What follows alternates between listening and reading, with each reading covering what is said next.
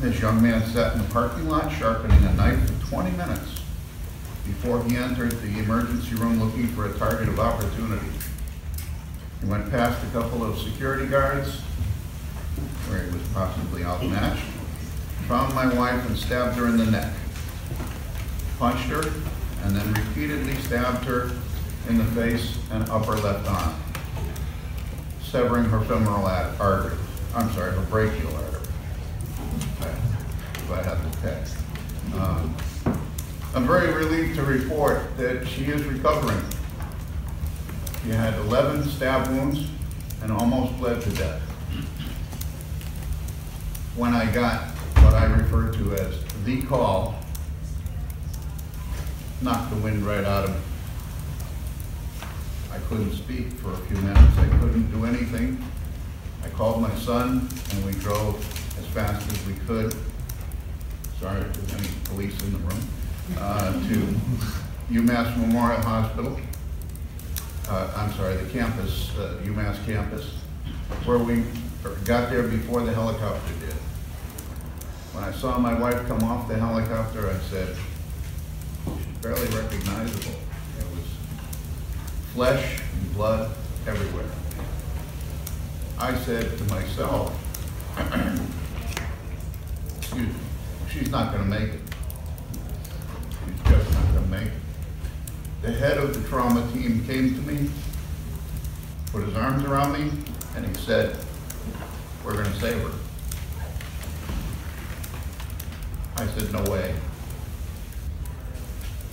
8.5 hours later, 8 surgeons later, he came to me and he said, I kept my promise. Passing this workplace violence legislation, Senate Bill 1374 and House Bill 1007, which has been renamed Elise's Law, addressing workplace violence prevention, needs to be one of the highest priorities that this body can consider. These people shouldn't have to go to work every day wondering if they're going to go home. Police take on their job of public safety and protection, knowing full well that they're going to encounter violence. They wear a bulletproof vest, they have mace, they have stun guns, they have batons, and they have the ultimate weapon, the sidearm. Firefighters go to work in a full turnout suit, helmets, boots, gloves, respirators, all sorts of special safety gear.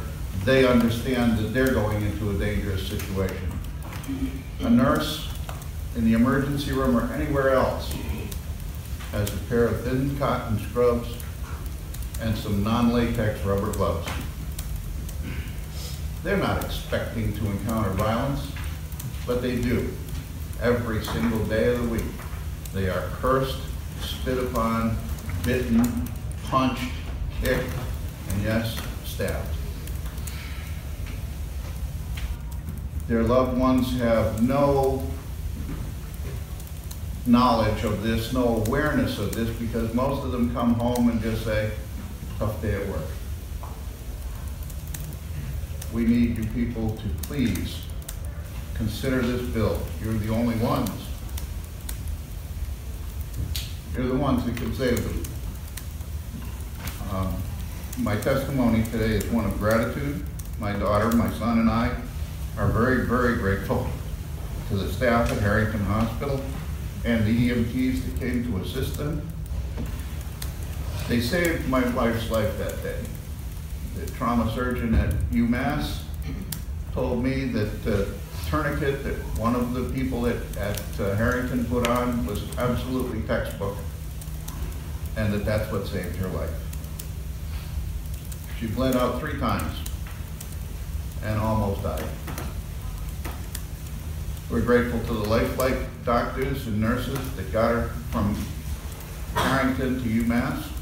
The trauma team, unbelievable people. 8 hours of surgery, 8 surgeons working on her at the same time. I said to the doctor, I said, Doc, how could you all fit around her? She's not that big of a person. He said, trust me, there were a lot of elbows flying. I'm grateful to the staff at UMass ICU who took care of her following surgery. Top shelf, white glove coverage all the way. I can't thank them enough. And even the people at the Whittier Rehab Center in Northborough, again, white glove service all the way. So I am grateful to all of those people. I am especially grateful to Harrington Hospital, who has stepped up since then and put in metal detectors, more security. They've hired a Southbridge police officer to be there 24/7, and they've instituted inspections. So it can be done. I'm not saying that every facility needs to do all of those things, but a simple wanding up and over would have detected the knife and saved my wife. Just a simple wand.